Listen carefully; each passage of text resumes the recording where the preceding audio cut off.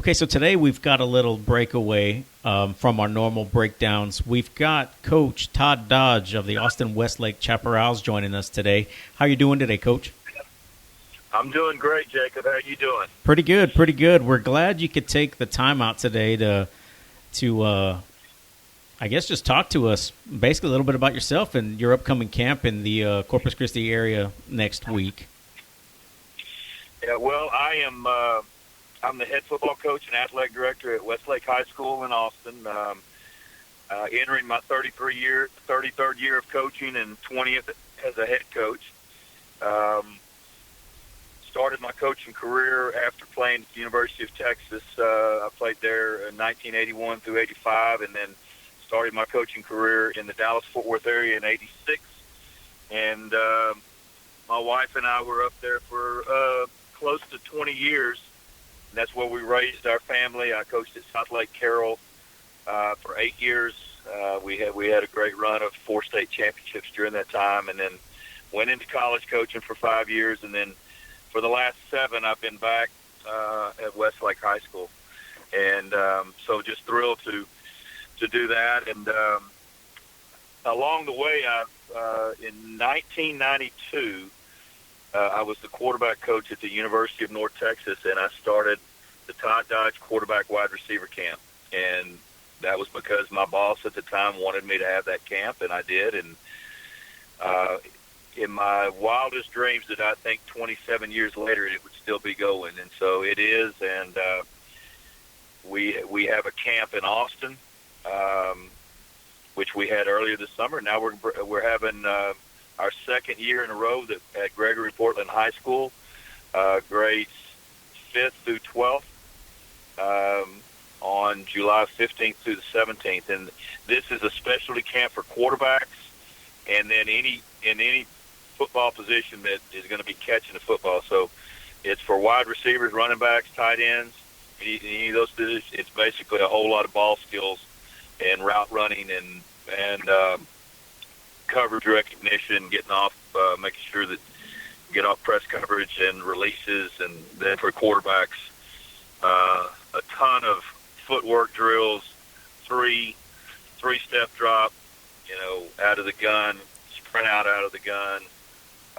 We even get into some of our RPO game.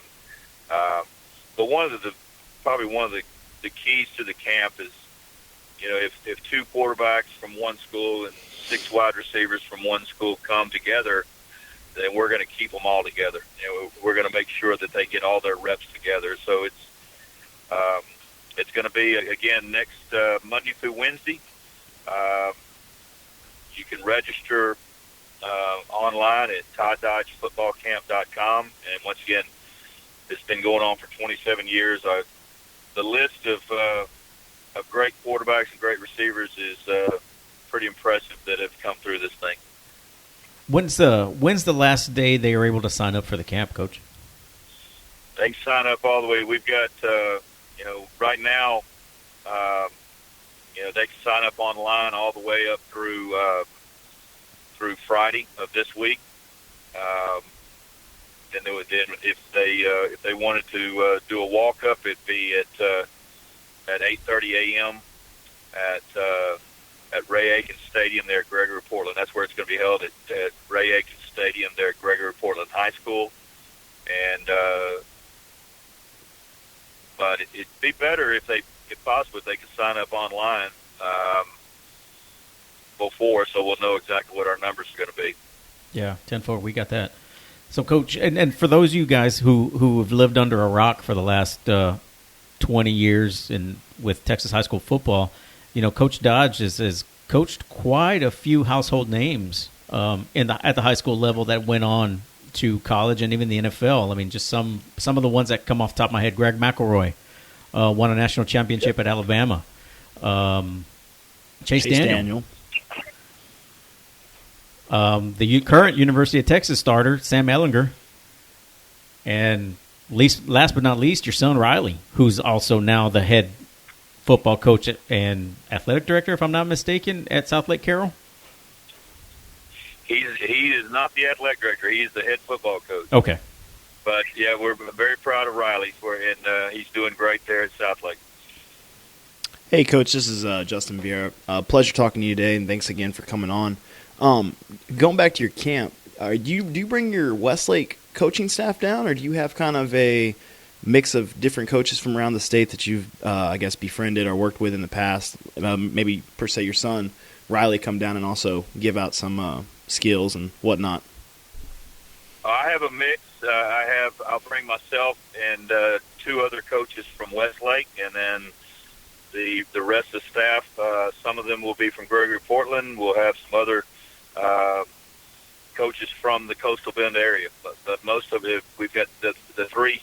I mean, of course, Jack Rhodes has worked this camp. Jack was a guy that came to camp for many years. Of course, Rick Rhodes, a dear friend of mine, has worked the camp for many years. Coach Rhodes and I met each other many years ago when we both got an opportunity to coach the Army All-American game. He was the defense coordinator, and I was the offense coordinator for the West squad back about 2005, and that's where we first met. Of course, as the years went on, he worked my camp, and then Jack got old enough, and he came to the camp, and so we've known the Rhodes family for a long time.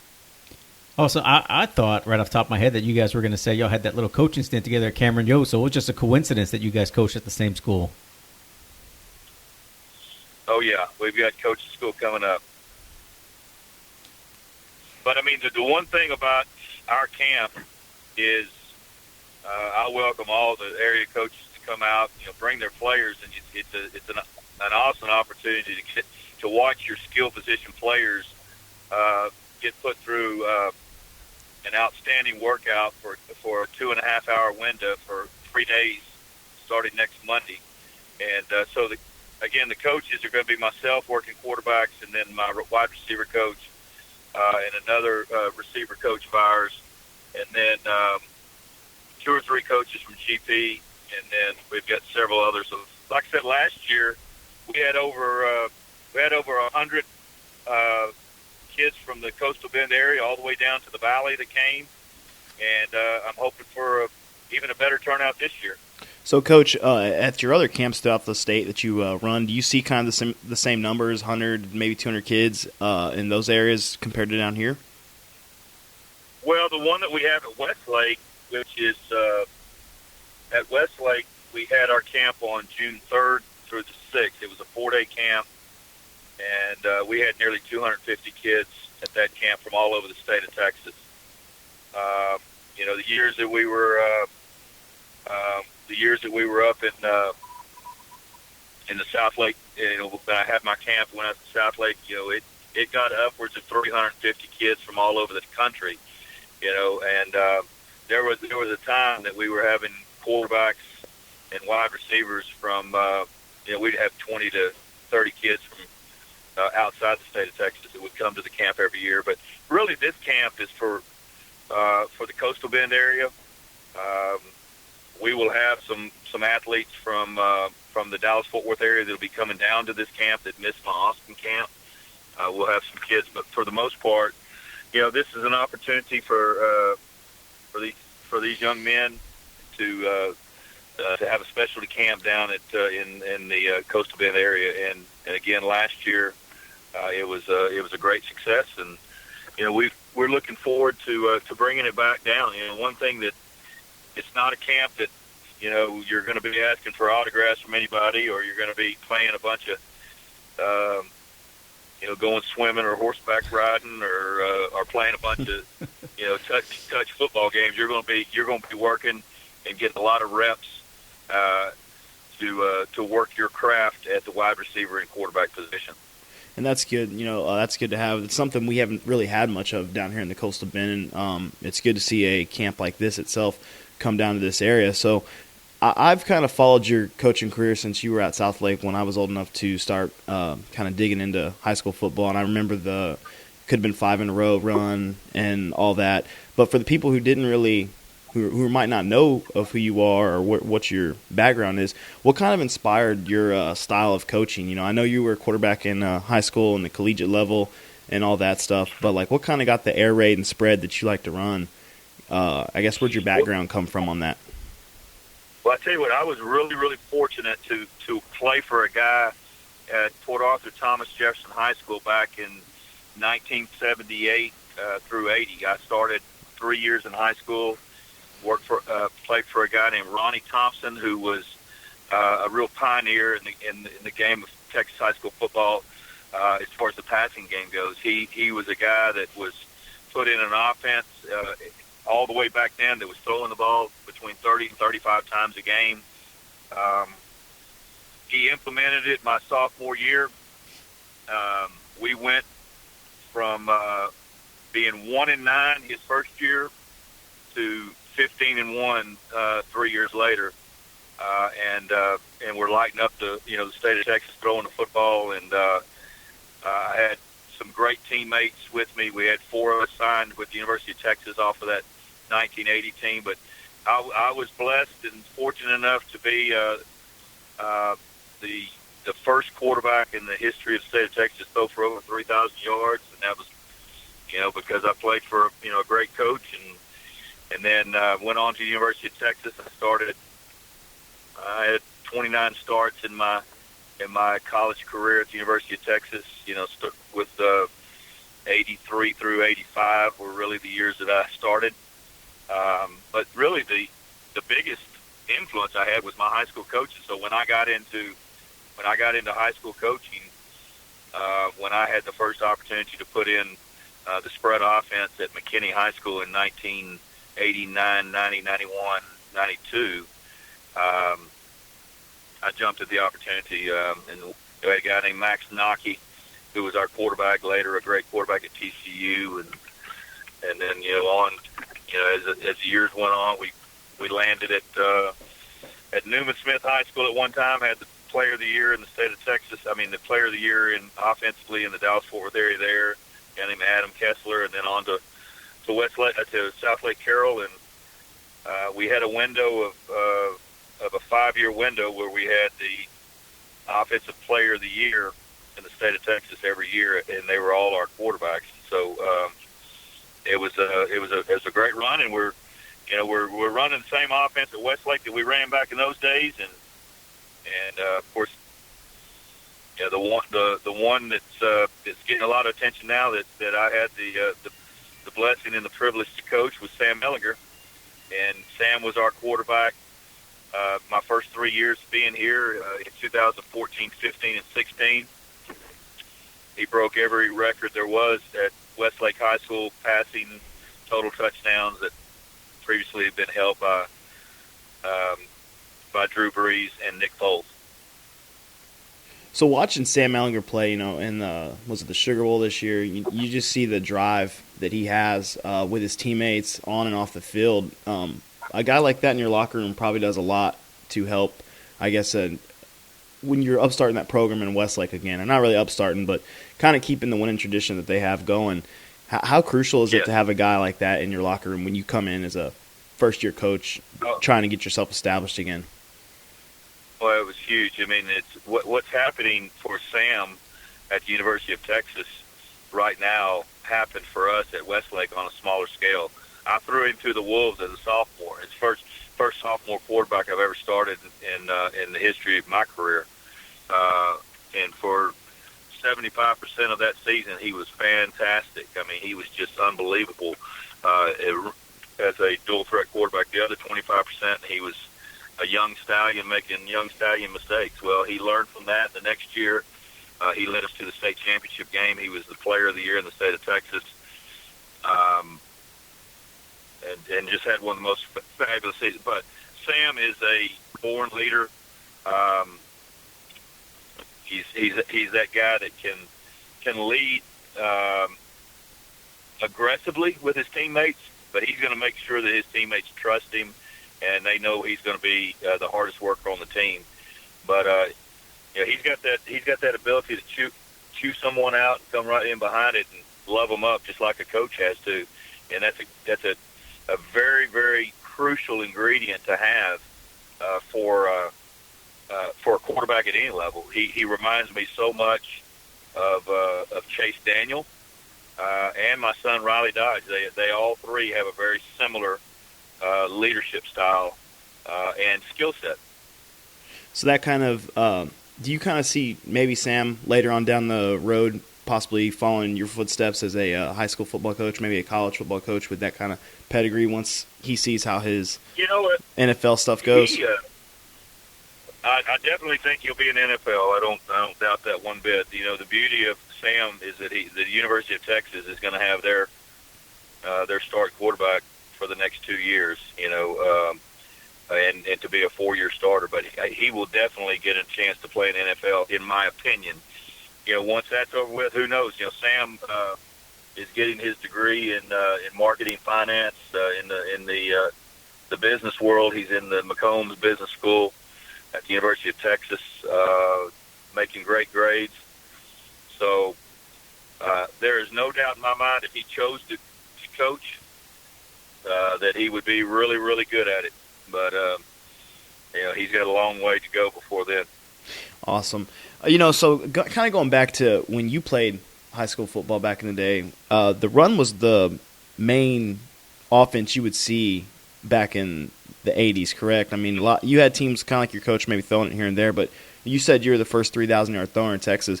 What kind of approach did defenses have against you when y'all played them? I mean, that's something they probably never saw, is you airing it out over their heads all night long.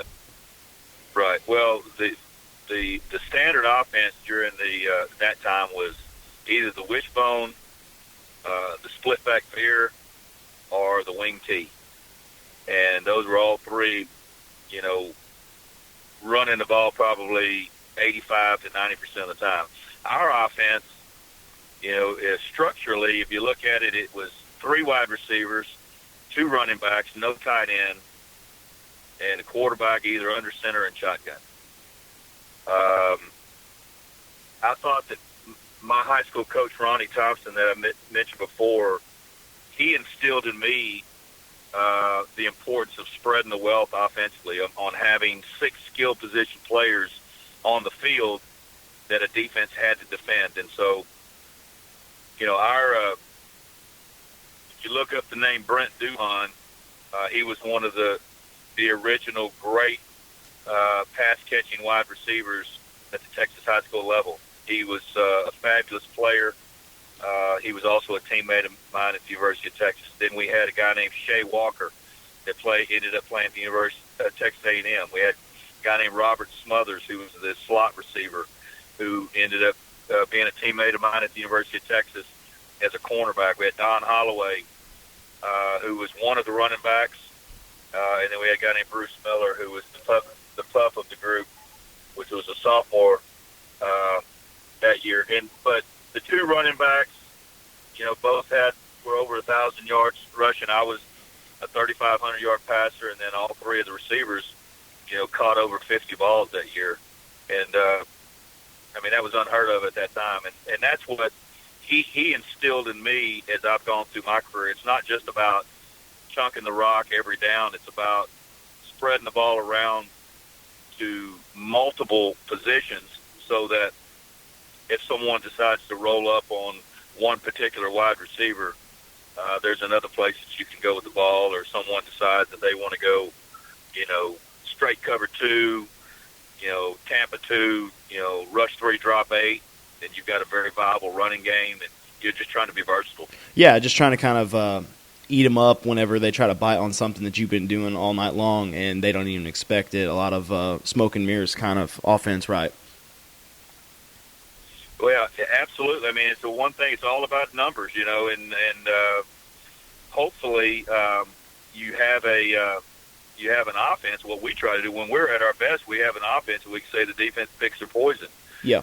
Meaning I'm going to take away the pass game, and the way someone's going to take away the passing game is going to be, have 2 safety look and roll the corners down and and dare you to run the football. Well, sometimes you can. If you don't, it's going to be a long night. Or someone says, you know what, I'm fixing to pack the box. I'm going to go man-free, straight man outside. I'm going to get as many bodies as I can in the box, and that's where the receivers have to step up and try to beat their corner off coverage. It doesn't matter really what offense you're running. That's what you got to be able to do. You know, and that's something I was personally able to see 2 years ago. It's kind of a funny story. I made my wife and my newborn son take a little 2-hour trip up to San Antonio to catch y'all play.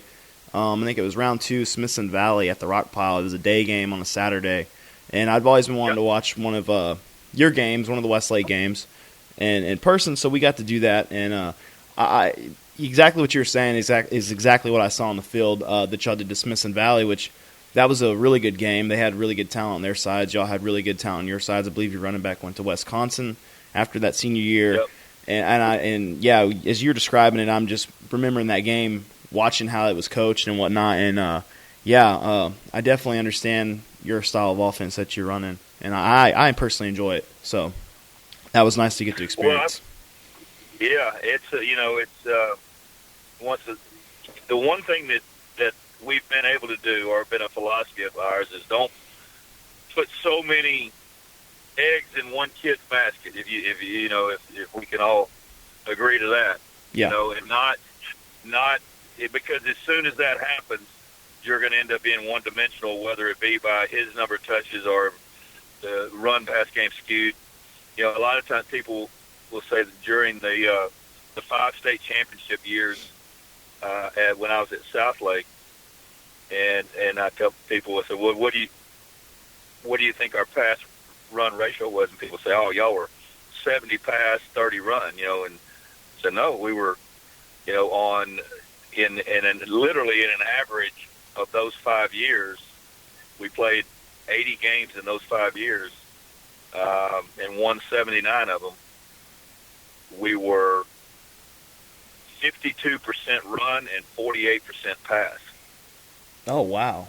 I see. I would have maybe guessed maybe 60-40, 60 pass, 40 run, but yeah, and that's what. Well, the thing about it is that as we go into a game now, what you have to break down is you go, okay, when are they throwing the ball? Well, they're throwing the ball early and often, Now later in the game, once we've got a lead, and those kind of things, then the run game comes in. So, sometimes that first quarter may look more like 70 pass, 30 run, or vice versa. Or sometimes it might be 70 run, 30 pass, just depending on how someone defends you.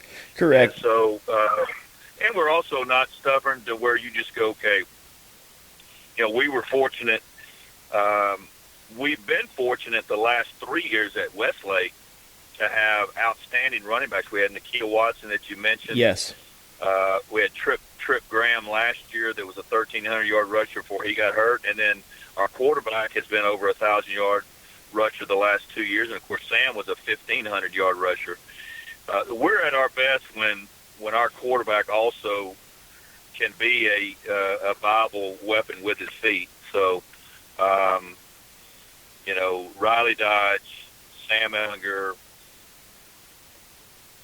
Taylor Anderson, who that's the kid that you saw play the day we played Smithson Valley. Yeah, he was very versatile with his feet. He had a really good game that game.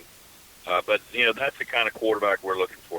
And going back to your Southlake Carroll days, the running back, number 23, he went to play at the University of Texas, I believe. Trey Newton. So that was right. Probably one of your big runners. And like you said, when it comes down, people think you just threw a lot. I'm sure a lot of that came from getting big leads early in the pass game, and then the rest of the game just running the ball, or a couple big plays in the pass game that led to maybe 28 points. And then the rest of the game you're pounding it down someone's throat with the run game. So I can definitely see your take on that. So being in Westlake, Coach, you have Lake Travis right up the road. What kind of atmosphere is that come Friday night? Well, actually, probably that whole week. The rivalry those two teams have going. Well, it is developing into one of the really, really outstanding high school rivalries, and I tell our players all the time is that how blessed they are to play this great game in this great state. The one thing about high school football is it is the number one sport in the state of Texas. Absolutely. It's the most talked about. It's the most attended. it's bigger than professional football. It's bigger than college football. People around the state are in love with Texas high school football, and so our kids, need to feel very blessed that what they choose to do while they're in high school is a very important to our state. So these two communities, and we butt up to each other. They get pretty jazzed up about that game every year, and before the last 2 years, we really weren't holding up our end of the bargain because I think before we got here, we are 2-4 in the 6th time since we've been here that we played Lake Travis. But I tell you what, the two teams, the two programs, absolutely grind. We grind against each other, and it's that kind of deal. We sharpen each other every year because it is one hell of a football game. It's becoming a real rivalry because it's so competitive now. Definitely. I'd probably have to say y'all's two programs in the Austin area are the two front runners, even though there's some other really good programs up there. So is there like a nickname for that rivalry matchup yet? Has anyone came up with a little catchy phrase for it? They call it the Battle of the Lakes. The Battle of the Lakes. I want to say, Jacob, we looked into possibly going, a year or so ago, and it was like $100 a ticket or something crazy. Yeah, it was outrageous. Insane. Yeah. But was there any type of rivalry like that back at Southlake Carroll with another school? Because I was pretty young back then. It's really interesting. We really never had. I guess so. Coppell was a big rivalry of Southlake. It always was. Coppell was the big rival.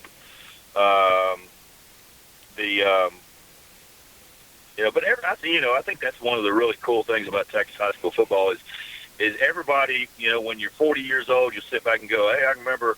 For me, it was Port Neches Groves when I was growing up in Port Arthur. So any kid across the state. There's probably great rivalries down there in the Coastal Bend area that, and my first head coaching job was in Cameron at Cameron Yo, and our big rivalry was Rockdale, and it was called the Battle of the Bell. It was unbelievable. Those two little towns, wow.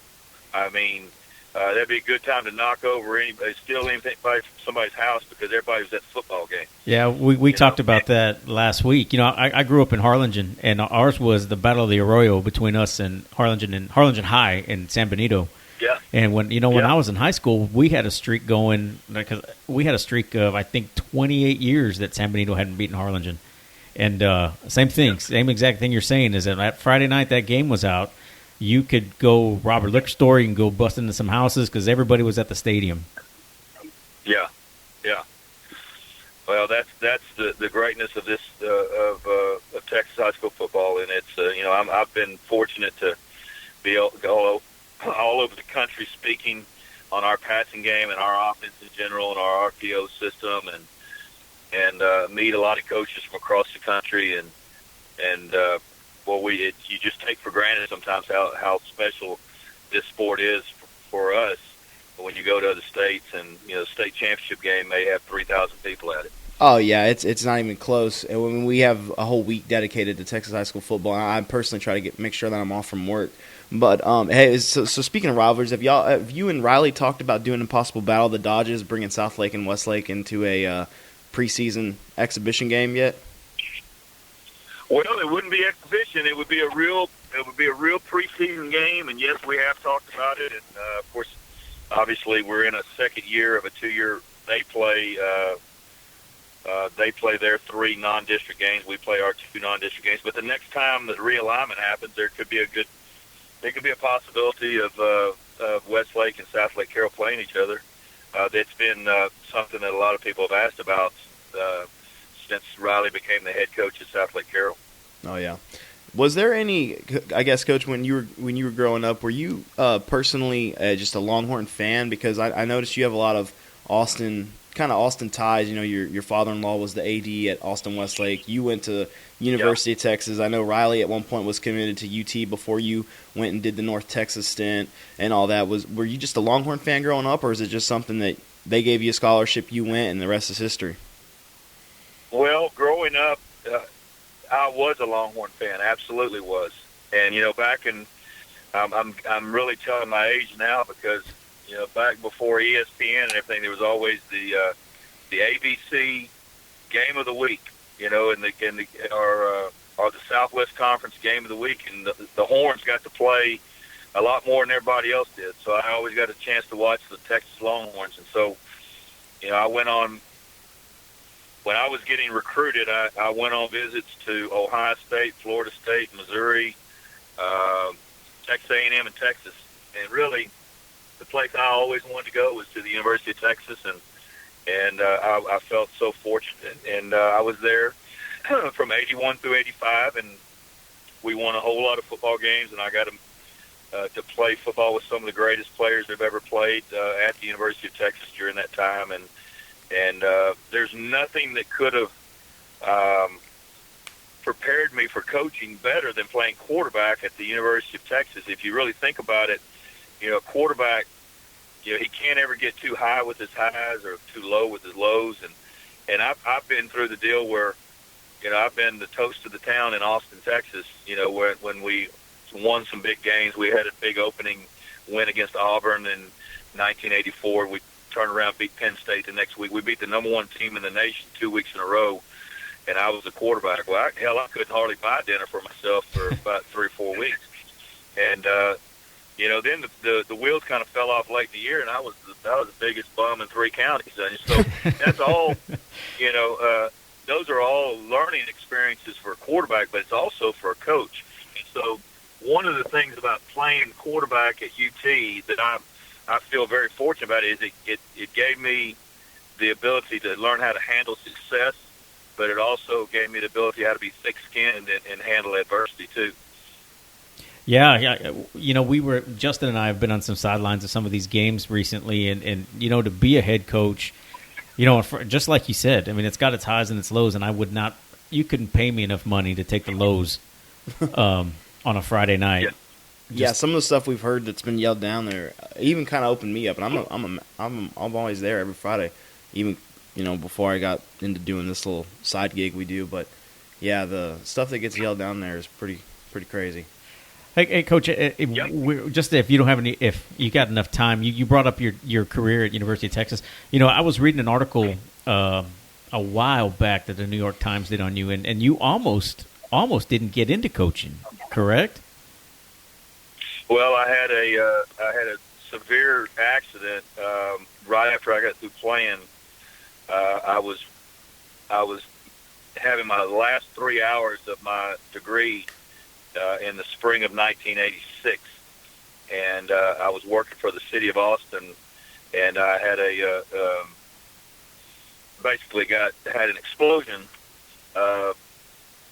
in an electrical meter accident, and I spent an entire month in the burn unit at Brackenridge Hospital in Austin, and so it was a very scary time.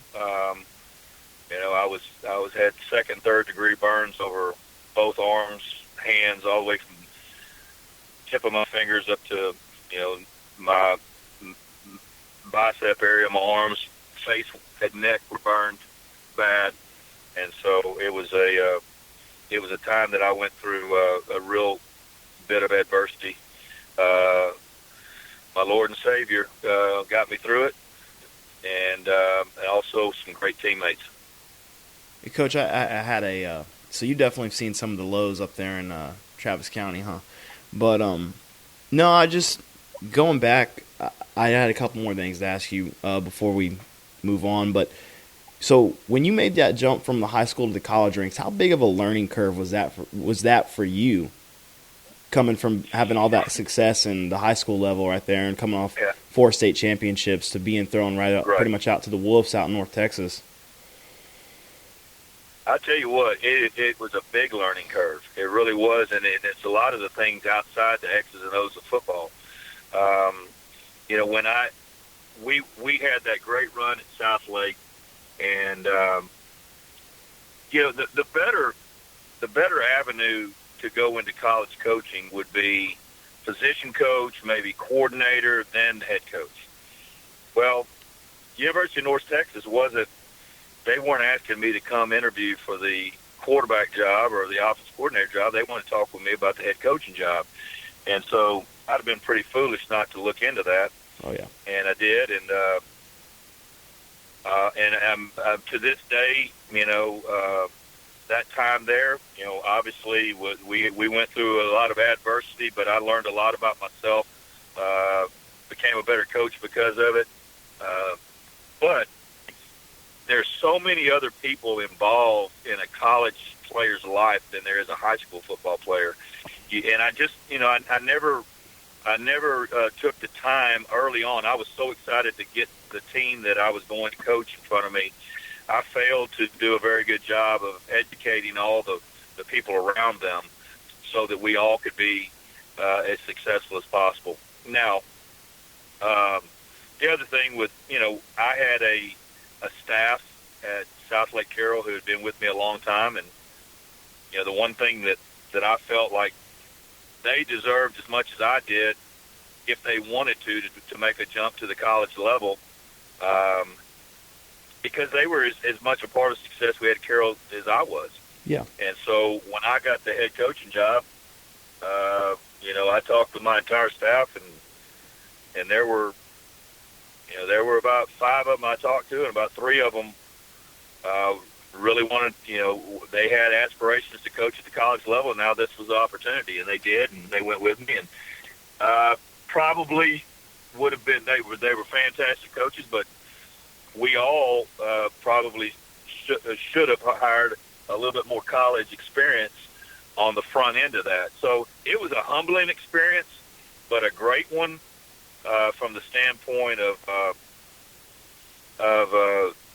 the people that I got to compete against. I mean, I got to coach against Bob Stoops. I got to coach against Nick Saban. I got to coach against Dabo Sweeney. I got to coach against, Murderer's Row of college coaches. Yeah, right. Yeah. The 5 years that I was there, I mean, those are the people that we competed against in the opener. And that's something me and Jacob had kind of talked about. And I kind of mentioned, I said, to me, I think just reading up on that experience you had in North Texas, I think the logical or the probably the easier avenue would be to do something similar to what Chad Kelly's done. He kind of had a similar, success in high school football that you did, with Lake Travis, and then he got the call up to be the OC for Dabo, and then he was the SMU head coach, and now he's the Arkansas head coach, and he's had kind of what you're referring to is probably the more reasonable route instead of just getting out there and having to, because he got to learn from Dabo Sweeney, who obviously right now I would say is the top 1 or 2 coaches in college football outside of Nick Saban. So he's able to sit there and learn all this stuff, because I think a lot of people don't realize what you're saying is not only are you having to deal with 18-year-old to 22-year-old adult males who probably might not want to even listen to you, you're also dealing with family members, and then you're having to recruit new kids to come and fill these shoes and all kinds of other stuff that comes with that head coaching spot that you had up there in North Texas. I'll tell you what, it's unbelievable the things that you jump in. So when I got offered the job, we were 3 weeks into the playoffs in the 2006 season. I went ahead and accepted the job under the agreement that nothing would come out until after the state championship was over with. And I told him, I said, I'm not going to take the job if y'all have to announce it now, because I don't want it to get in the way of my team. And we were able to win another state championship. And then I literally, we played that state championship on December the 19th, and I went to work like 3 days later at North Texas. Wow. So what was that like, breaking the news to the kids, Well, it was an exciting time, but when you're talking about, you take a college job on December the 23rd. Well, the players they're all on Christmas break. You're not going to see them until, we were in a dead period and so forth, so on. So, needless to say, I had to put a staff together, and so I spent that early part of January putting a staff together. But there are, when you're talking about the recruiting standpoint, you're talking about your academic staff, your people who are in the media, in your media relations. All the strength staff, the the equipment staff. There are just so many other people who touch your players. And I tell people all the time, if I had to do over again, I would have done a better job of getting to those people, educating on the things that I wanted to do. I think we would have had a little bit easier start to things than we did. But it was a lot of, in a lot of ways, it was a lot of fun. It was a very humbling time. It was a very trying time. But you know what? The adversity was good for me. You know, it really was. And I think in the big picture of things, it was good for my family, and it was good for our future. Definitely. I mean, how many people get to say they went from coaching high school football at the highest level to getting to coach college football, which to me would, if I had a choice, I'd pick college over the pros any day of the week, and then probably pick high school if I was in a position to coach a team like Westlake as yourself. Wasn't Riley a junior the year y'all won state, and then you went to be the head coach at UNT? Or was that the story with Riley? He played on our 05 team. He was a wide receiver as a sophomore, and also was our backup quarterback in 2005. He was the backup to Greg McElroy. And then in 2006, he was our starting quarterback, and of course we went 16-0. And then that's when I went to North Texas. Well, he was offered and committed to the University of Texas, and actually he committed to UT in probably February or March of 2007. And Coach Brown, they recruited him as an athlete. He was going to get an opportunity to start his career at quarterback and maybe move to wide receiver, maybe a kick returner, so forth and so on. So anyway, my father-in-law along the way had a stroke and was going to be moved to the Dallas area for all of his rehab, and Riley just decided that for the family, he decommitted from Texas and decided to come to North Texas. And you know, a lot of people always think, well, he came to play for me. We'd already done our deal on him being, you know, playing for his dad, and that wasn't the reason. The reason was he wanted.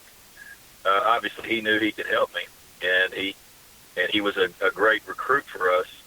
But he also wanted to be closer and have his family all close together.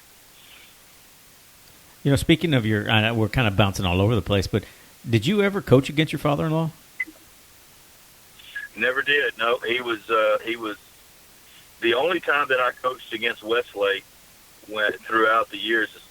Evie, my father-in-law, who was the longtime athletic director there, had already retired, and we played Westlake in the 2006 state championship game, and ironically that was my last game as head coach at Southlake Carroll, and we won that game. And that was the famous Riley throwing up and then throwing the touchdown pass that still makes its way around the internet every now and then. He had to throw up and throw up a touchdown. He had the flu Same game. play.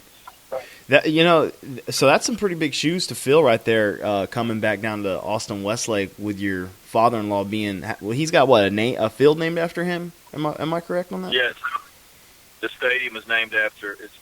It's called Chaparral Stadium, and the field is Ebby Neptune Field. Yeah, so that's some huge shoes to fill right there. You know, it's really neat. Off the subject a little bit, when we played it in the last 2 years, I brought my Westlake team down to Corpus Christi, and we played 2 years ago at Gregory-Portland against Edinburgh Villa, and then last year we played there at Buccaneer Stadium so the third round against Villa again. But you know, Drew Brees is obviously one of the greatest of all times, but he's a Westlake graduate, and I'm able to keep in touch with him, and I called him when we got to when we were on our way to the stadium that first year we played at Ray Aikens Stadium. And Ray Aikens, the great coach at Gregory-Portland, who the stadium's named after him. That's Drew Brees' grandfather. So, okay, it's funny. Okay, since we're on this, remember when I told you I went and watched you play Smithson Valley 2 years ago? Yes. So I drug my wife and the newborn up there in the middle of a, like, it was a 12 o'clock game or whatever it was, to go watch that, because I told her, this might be the closest chance I get to go watch a Todd Dodge coached Westlake team. Turns out the very next week you're in my hometown playing at Ray Aikens against Vela, and just so happened I was also I got a scheduled overtime, so luckily I got to see you at the rock pile. But you mentioned Drew Brees. I was a junior playing for Gregory-Portland underneath Coach Harris whenever we renamed the stadium Ray Aikens Stadium, and around like 1 or 2 o'clock in the afternoon, the buzz kind of got out there that, hey, Drew Brees is in town, and we all kind of brushed it off of, that's a joke, that's not going to happen. It's the middle of the NFL season. Turns out, right before we're going out for the actual anthem and then kickoff, in steps number 9.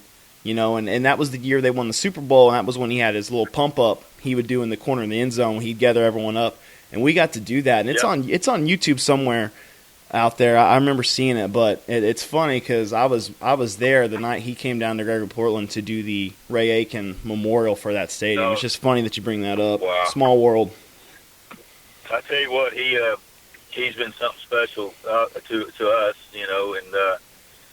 and I'll never forget when I told him his alma mater was playing at his grandfather's stadium. He was fired up. He couldn't. He was like texting me and calling me like 11:30, 12 o'clock that night to find out, how we done. Oh yeah, I think y'all spanked him pretty good that game too. Yeah, it was a good one. With that, you've been around, coached around, know a lot of prolific quarterbacks at the high school level, the college level, and the NFL level. I mean, that goes to say that you know what you're doing. And, in my advice to everybody that's listening, sign up for this camp.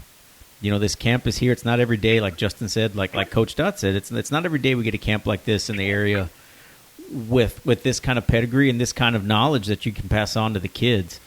Coach, we're grateful that you're heading down here, that you're taking the time to teach our kids, what to look for. And like I said, Coach Dodge is, it's a laundry list of successful quarterbacks he's been around. Your kids are going to learn something. You're going to learn something from it. Whether you're not a quarterback, as a skill position player as well, just like he said. And if that, I didn't know that you grouped the kids in the same group if they came from the same school. That's a hell of an idea. Send your kids, send your skill groups, get them out there. You're not going to get these kind of reps. Well, these players, and I appreciate that so much, guys, these players that come, the way that it's going to be broken down, the quarterbacks are going to spend about a 40-minute window with just quarterback coaches working drills, while receivers are going to do the same thing with wide receiver coaches. Then we're going to come together, and we're going to break them into groups, and that's where we make sure that you're with your teammates.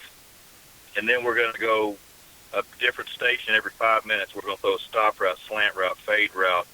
Then we're going to go back through. We're going to do our intermediate to deeper routes, and we're going to throw out routes and post routes and post corner routes and beater routes and stuff like that. But and then we have a deal at the end, which is a really cool deal. We have what we call route competition, and each team gets a certain number of routes, and they go out on the field and see how many they can complete at the end of the day, and we keep a tally on that all week long, and then we give the route competition champion at the end of the camp on the third day. So I will say this: myself and my staff are going to be very interested that every kid improves, and it's going to be a deal. We're going to do about 3 or 4 or 5 things, and we're going to grind through 3 days and make sure we get better at them. And I think it'll be worth your while, and we'll have a great time. And that camp again, July 15th through the 17th, 9 a.m. to 11:30 a.m. Get signed up at www.todddodgefootballcamp.com. Obviously, Friday's the last day. I would prefer that you don't sign up the day of. Yeah, we've been through that. Yeah, we've seen some of that happen. It's not pretty. Get online, sign up by Friday. Get your guys in there. Coach, we appreciate the time. I know we took up a little more than we thought we were, but we appreciate it. It's always great to hear, a local legend in high school football. Well, guys, thank y'all so much for having me on, and really look forward. Myself and my crew are going to be coming down there on Sunday we're going to be able to stay over at Port Aransas, and I'm going to be coming into Gregory-Portland on a Monday morning and looking forward to chucking the rock with all the quarterbacks and receivers down there. Well, we'll be out there with you as well, Coach. So thank you again, and we appreciate your time. Thank you so much. Appreciate y'all. Coach, don't hang up, Coach.